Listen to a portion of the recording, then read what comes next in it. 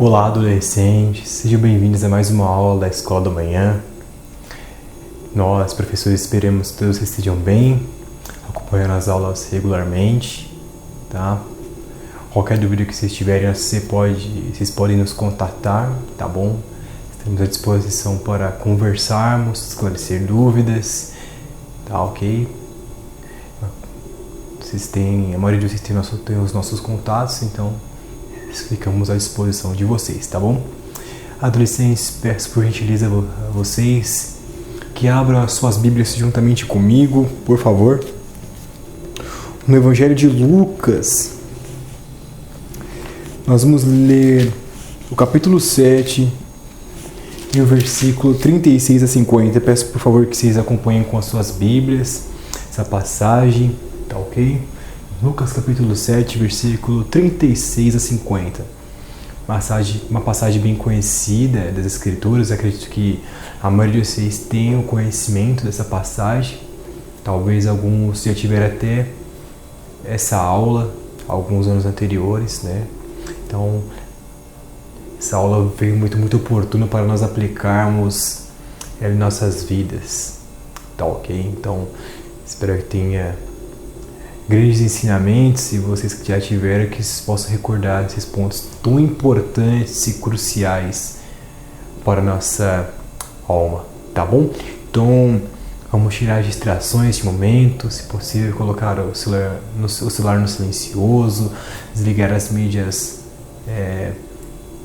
eletrônicas, deixar tudo no modo offline para que você possa se concentrar 100% na palavra do Senhor, tá bom? Por favor, vamos acompanhar essa leitura da palavra de Deus, tá ok? Então vamos iniciar aqui no versículo 36 do capítulo 7 do Evangelho de Lucas, dizendo assim: E rogou-lhe um dos fariseus que comesse com ele, e entrando em casa do fariseu, assentou-se à mesa. E eis que uma mulher da cidade, que era uma pecadora, sabendo que ele estava à mesa em casa do fariseu, levou um vaso de alabastro com unguento. E estando por detrás aos seus pés, chorando, começou a regar os seus pés com lágrimas, e os enxugava com os cabelos da sua cabeça, e beijava seus pés e os ungia com unguento. Quando isto viu, o fariseu que o tinha convidado falava consigo, dizendo: Se este fosse profeta, bem saberia quem e qual é a mulher que lhe toca, pois é uma pecadora. E respondendo Jesus, disse-lhe: Simão, uma coisa tenho a dizer-te. Ele disse: Dize-a, mestre. Um certo credor, isto é, um cobrador de imposto, tinha 2 devedores. Um devia-lhe 500 dinheiros e o outro 50. E não tendo eles com que pagar, perdoou-lhes a ambos. Dize, pois, qual deles o amará mais? E Simão respondendo disse: Tenho para mim que aquele é quem mais perdoou. E ele disse: Julgaste bem. E voltando-se para a mulher, disse a Simão: Vês tu esta mulher? Entrei em tua casa e não me deste água para meus pés, mas esta regou meus pés com lágrimas e os enxugou com os cabelos de sua cabeça. Não me deste ósculo, mas esta, desde que me entrou, não tem cessado de me beijar os pés. Não me ungiste a cabeça com óleo, mas esta ungiu meus pés com unguento. Por isso te digo que os seus muitos pecados lhes são perdoados. Porque muito amou, mas aquele a quem pouco é perdoado, pouco ama. E disse a ela: Os teus pecados te são perdoados. E os que estavam à mesa começaram a dizer entre si: Quem é este que até perdoa pecados? E disse a mulher: Tua fé te salvou, vai-te em paz. Que o Senhor aplique essa lição em nossos corações neste momento, tá bom? Adolescentes, acredito que a maioria de vocês já tem o conhecimento desta passagem. É verdade que fala a respeito de uma mulher que se aproximou do Senhor. Vocês puderam ver na narrativa quem era esta mulher? Essa mulher é uma mulher que, no termos que eles utilizaram, que foi utilizada aqui na palavra de Deus, como pecadora. O que quer dizer isso? Uma mulher que fazia coisas horríveis aos olhos dos homens e também aos olhos do Senhor. Era uma mulher que fazia coisas tão lamentáveis, tão escandalosas, que todo mundo que via ela desprezava. Todo mundo a tinha por escárnio, ou seja, por zombaria, e todos odiavam ela. Ela era desprezada, a mulher sem nenhum conceito, sem nenhuma moral, por assim dizer, perante a sociedade. E nós podemos ver que neste capítulo, nos versículos anteriores, o Senhor tinha pregado o Evangelho naquela cidade. E muitos, como diz a Bíblia, muitos puderam ouvir a palavra de Deus. E o Senhor trouxe o Evangelho. E certamente que ela foi impactada por aquela palavra. Acreditamos que ela podia estar indagando ou pensando consigo mesma: que homem, que profeta, ele não me menospreza como os outros homens. Ele está trazendo um Evangelho que pode me curar, pode me transformar. Essas palavras estão sendo dirigidas a mim. Que Ele pode me perdoar. Que o Senhor, que o próprio Deus, Ele pode me perdoar. Essas palavras são para mim. Acreditamos que aquelas palavras realmente impactou o coração daquela mulher. E ela ficou extremamente abatida com aquelas palavras vindas do Senhor. Muito pensativa, acredito eu, que ela ficou por aquele dia indagando acerca de si mesma, a condição da sua alma, e refletindo quantas transgressões ela tinha cometido contra o Senhor, quantas pessoas tinha enganado, quantos homens ela pôde ter obtido dinheiro indevidamente, quantos males ela tinha feito, e tudo isso perante os olhos do Senhor. Uma coisa a ponderar aqui, adolescentes, e nós vamos destrinchar um pouco mais este versículo. O que nós podemos entender com essa passagem? O primeiro ponto é os sinais de um verdadeiro arrependimento. Ela caiu em si, ela pôde ver sua própria condição como pecadora, sua própria condição como uma ofensora aos olhos de Deus. Muitos que enxergam defeito nos outros dificilmente enxergará seus próprios defeitos. Muitas pessoas são fáceis em julgar outrem, apontar o dedo com facilidade. Foi aquela pessoa ali que roubou. Aquela pessoa ali é um adúltero. Aquela pessoa ali é um corrupto. Aquele político fez aquelas coisas. Ele. Tem duas pessoas que são fáceis para acusar outrem, porém tem grandes dificuldades em enxergar os seus próprios pecados. Essa é a realidade. É você assim também, adolescente? Se considera superior a outras pessoas porque você talvez nunca matou ninguém, você nunca participou de atos corruptos perante a sociedade, você nunca defraudou ninguém, você nunca fez grandes atrocidades criminais, e você se julga melhor do que outras pessoas. Porém, será que aos olhos do Senhor você realmente é melhor do que outra pessoa? Temos que lembrar que um pecado é uma ofensa aos olhos do Senhor. O único pecado é como se fosse um xingamento contra Deus. Você, adolescente, você ficaria perto de uma pessoa que está te xingando todo dia?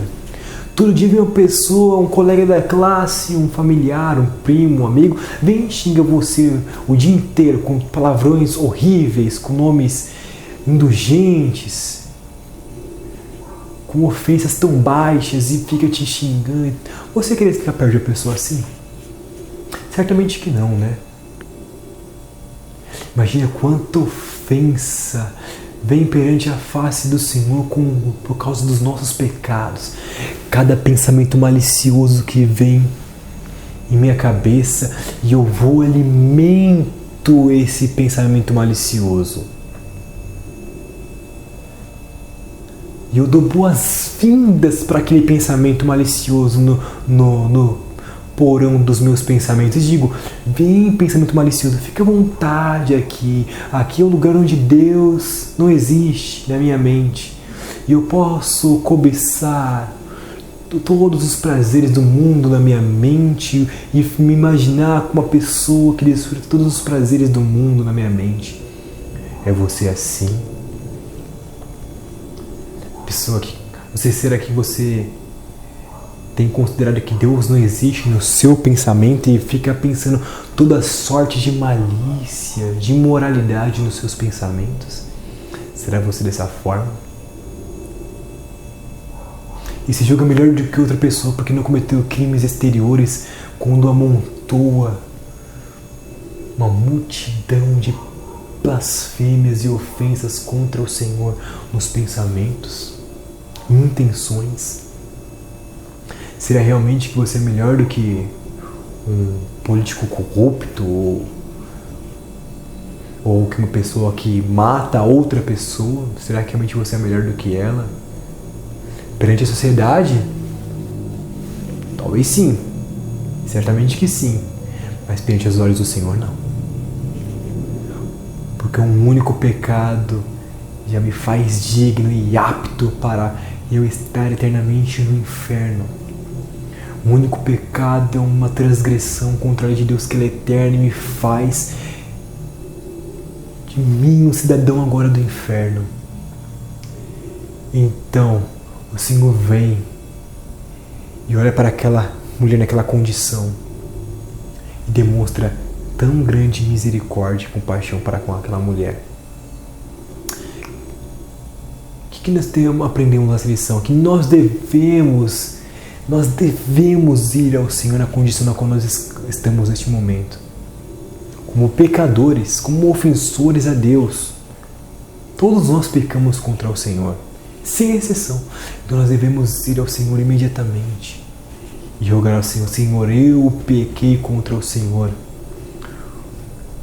Como um enfermo, como um doente, ele vai ao médico dizendo: aqui está, doutor, eu machuquei meu braço, eu estou com problema no coração, estou com problema nos meus pulmões, não consigo respirar direito, estou com falta de ar.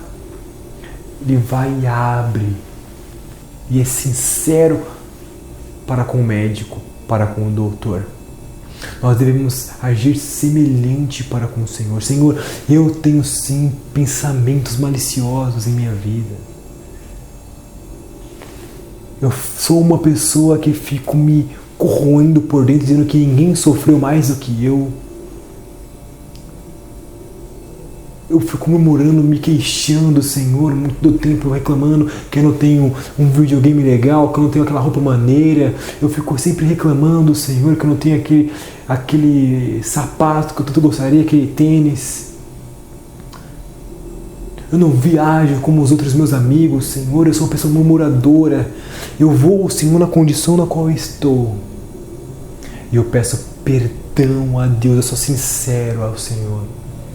Eu vou em busca de uma nova vida, porque na condição na qual eu estou, como murmurador, cobiçoso, malicioso, eu não herdarei o reino dos céus. Cabe dizer claramente que ficarão de fora os cães, os que se prostituem, os idólatras, os adúlteros, os efeminados, os fornicadores, todo aquele que ama e pratica a mentira ficarão de fora do reino dos céus. E eu encontro nessa situação. Eu tenho que ir ao Senhor rogando-lhe perdão pelos meus pecados. Não ficar postergando, quando eu for adulto, ou quando eu estiver mais velho, eu vou ao Senhor, Senhor misericordioso, Senhor vai me perdoar. Jovem, adolescente, quem te disse que você tem amanhã como oportunidade de vida? O que te garante que amanhã você terá um dia para desfrutar? Qual a garantia palpável que você pode me dizer amanhã eu certamente irei acordar vivo? Qual a garantia que você tem que o Senhor Jesus Cristo não vai voltar amanhã? Que o Senhor Jesus Cristo não vai voltar e pegar você de surpresa na prática do seu pecado. O Senhor diz que todo aquele que ama e pratica o pecado não herdará o reino dos céus. Que garantia você tem, jovem? Você pode me conceder alguma? Certamente que não. Porém, nessa passagem podemos ver que aquela mulher, ela se humilhou perante o Senhor Jesus Cristo, crendo na mensagem do Evangelho. E acreditamos que ela disse consigo mesma: eu creio nas suas palavras, Senhor, eu não mereço o teu perdão porque eu estou podre pelos meus pecados. Estou em uma tremenda imundícia por causa das minhas ofensas ao Senhor, mas eu creio que o Senhor é poderoso pelas tuas palavras que o Senhor proferira quando estava no seu Evangelho.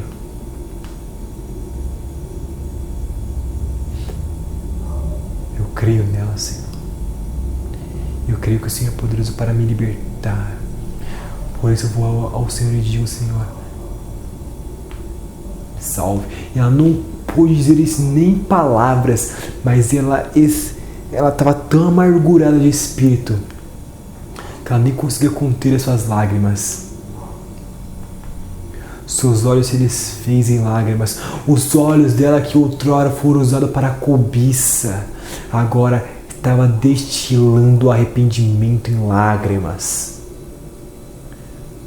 Aqueles cabelos que outrora ela tinha usado para a sensualidade, ela estava usando para sua humilhação perante o Senhor, enxugando essas lágrimas com seus cabelos.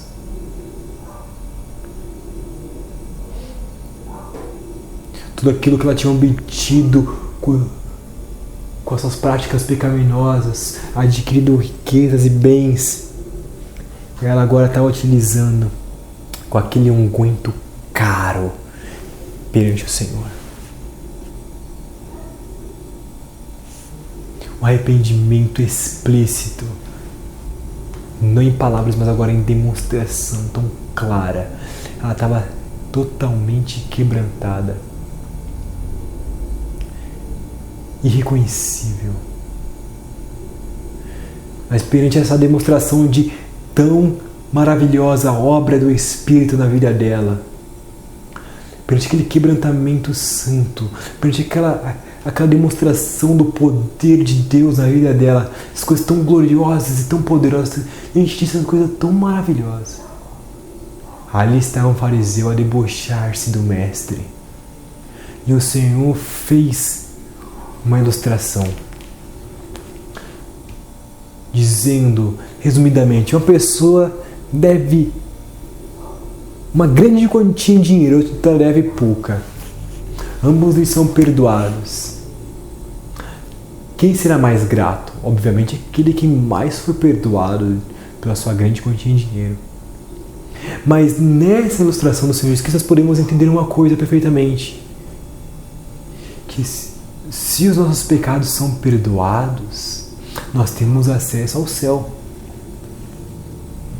Quer uma pessoa ter pecado pouco perante os olhos da sociedade, ou quer ela tenha pecado muito. Ambos têm dívidas que não podem ser pagas pelo homem. Quer a pessoa ter pecado pouco ou tenha pecado muito, nós não podemos pagar nosso pecado. Nós não podemos pagar isso. A nossa moeda, o real, o dólar, o euro, o sacrifício, boas obras, não podem ser negociáveis, cambiáveis no céu. Isso não tem serventia alguma. Não. Meu adolescente, apenas teu arrependimento. Apenas o teu arrependimento é o passaporte para o reino de Deus. O arrependimento sincero, falando: Senhor, eu tenho vindo até aqui para os meus próprios motivos. Alguns até têm motivos, não são imorais nos olhos da sociedade, mas são egocêntricos. Quer se ver como: eu quero ser o melhor goleiro de futebol do mundo. Eu quero ser a melhor atriz de teatro. Eu quero ser a melhor cantora do mundo. O melhor engenheiro, o melhor médico. O egocentrismo colocando eu no lugar que tem que ser pertencente ao Senhor. Eu. Adolescente, lance fora tudo isso. Porque você não pode pagar o seu pecado. Lance-se aos pés de Cristo, como aquela mulher fez. Volte com quebrantamento de coração. Creia nele. E ele te salvará. Porque ele mesmo prometeu: todo aquele que pede, recebe. Todo aquele que busca, encontra. Não é aquele que pede por riquezas. Não é aquele que pede por status, por fama. Não, todo aquele que vai até a porta e bate nela, o Senhor abrirá e se hará com ele. Uma tração de nós irmos ao trono de graça. E o Senhor prometeu que o Senhor Jesus Cristo prometeu que todo aquele que invocar o nome do Senhor será salvo. O Senhor é quem prometeu, não foi eu que prometi isso. Porque eu sou falho. Não foi um anjo do céu. Não foi nenhum profeta. Não, foi o próprio Senhor que prometeu.